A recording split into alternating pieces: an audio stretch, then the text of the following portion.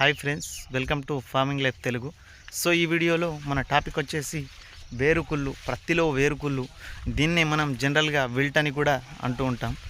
So మనకి ఈ వేరుకుళ్ళు అనేది ఎప్పుడు ప్రత్తిలో ఆశిస్తుంది.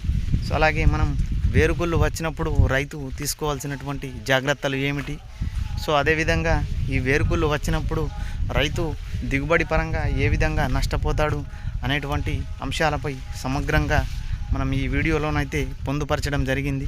సో రైతులు ఎవరైనా మన ఛానల్ని ఫస్ట్ టైం చూస్తున్నట్లయితే సబ్స్క్రైబ్ చేసుకోండి, అలాగే మన వీడియోని లైక్ చేయండి. సో ఇలాంటి మరిన్ని వ్యవసాయానికి సంబంధించినటువంటి వీడియోలు మన ఛానల్లో అయితే ఉన్నాయి కాబట్టి మన ఛానల్ని సబ్స్క్రైబ్ చేసుకోండి. సో ఇంకా టాపిక్లోకి అయితే వెళ్దాం.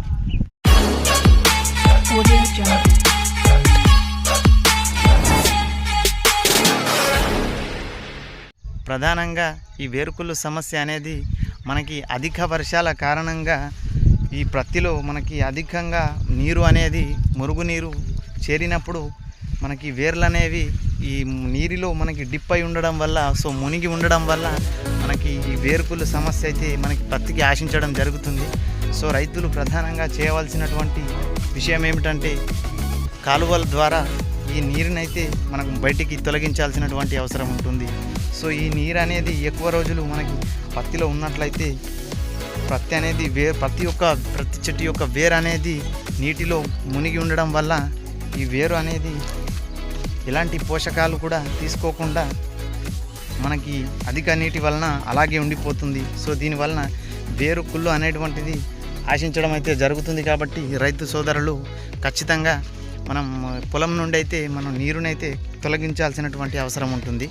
సో రైతులు పొలం నుండి నీరునైతే తొలగించకపోయినట్లయితే సో మనకి ఆ వేరు అనేది నీటిలో మునిగి ఉండడం వల్ల ప్రతి ఒక్క వేరు అనేది ఎలాంటి పోషకాలనైతే తీసుకోకుండా మనకి అలాగే ఉంటుంది. కాబట్టి సో వేరు అనేది మనకి నీటిలో కుళ్ళిపోవడం జరుగుతుంది.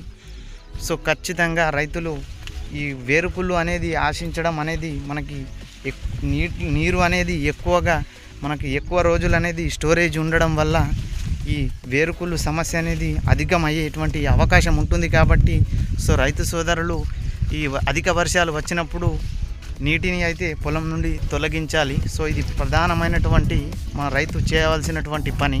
సో మనకి నెక్స్ట్ వచ్చేసి సో రైతులు ప్రధానంగా నీరు అనేది నీటి యొక్క నిల్వలని రైతు ఆ స్టోరేజెస్ని వాటర్ని బయటకి తొలగించిన తర్వాత రైతు ప్రధానంగా చేయవలసినటువంటి పని ఏమిటంటే ఇంకోటి కాపర్ ఆక్సీ క్లోరైడ్ అనేటువంటి మిశ్రమాన్ని 3 గ్రాములు లీటర్ నీటిని చొప్పున అయితే మనం సజెస్ట్ చేస్తాము. సో లీటర్ నీటికి కాపర్ ఆక్సీ క్లోరైడ్ అనేటువంటి మిశ్రమాన్ని 3 గ్రాములు 1 లీటర్ చొప్పున అయితే మనం వేర్ల దగ్గర మనం డ్రించింగ్ చేయాల్సినటువంటి అవసరం ఉంటుంది. సో వేర్లనైతే సో మనం తడపాలి. ఈ ద్రావణాన్ని మనం వేర్ల మొదల్లో మనం తడిపినట్లయితే సో వేరుకుళ్ళు సమస్య అనేది పూర్తిగా 100% అయితే మనకి సో కుళ్ళిన వేరు అనేది కొంతవరకు కాదు, మనకి 100% అనేది చెప్పవచ్చు. కాకపోతే రైతు అనేది ఈ పనిని మనం వెంటనే చేయాల్సినటువంటి అవసరం ఉంటుంది.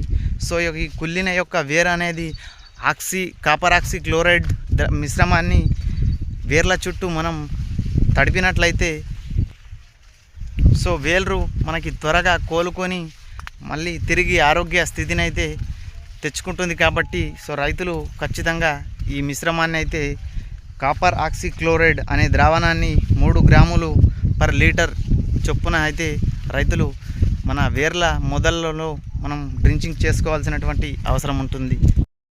సో రైతులు మల్టీకే లాంటి ఫర్టిలైజర్స్ మిశ్రమాన్ని అయితే స్ప్రే రూపంలో మనం స్ప్రే చేసినట్లయితే సో ఇది తొందరగా మరింత వేగంగా ప్రతి చెట్టు అనేది కోలుకోవడానికైతే అవకాశం ఉంటుంది. కాబట్టి సో చేయవలసినటువంటి ఈ 3 పనులనైతే మనం ఇంకొకసారి డిస్కషన్ చేసుకుందాం. సో అదేంటంటే ఫస్ట్ మనకి ఈ అధిక వర్షాల కారణంగా మనం ప్రతి చేనులో నిలిచి ఉన్నటువంటి నీరునైతే తొలగించాల్సినటువంటి అవసరం ఉంటుంది. సో ఇది రైతు చేయవలసినటువంటి మొదటి పని. సో మనకి రెండవ చర్య వచ్చేసి మనకి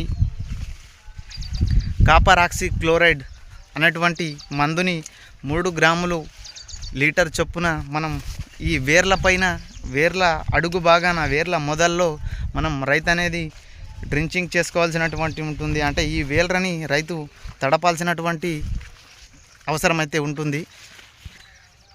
సో అలాగే ఇలా చేసినట్లయితే మనకి వేర్లు అనేది మనకి అనారోగ్యానికి బారిన పడకుండా కూడా మనకి తొందరగా అయితే రికవరీ రావడం జరుగుతుంది.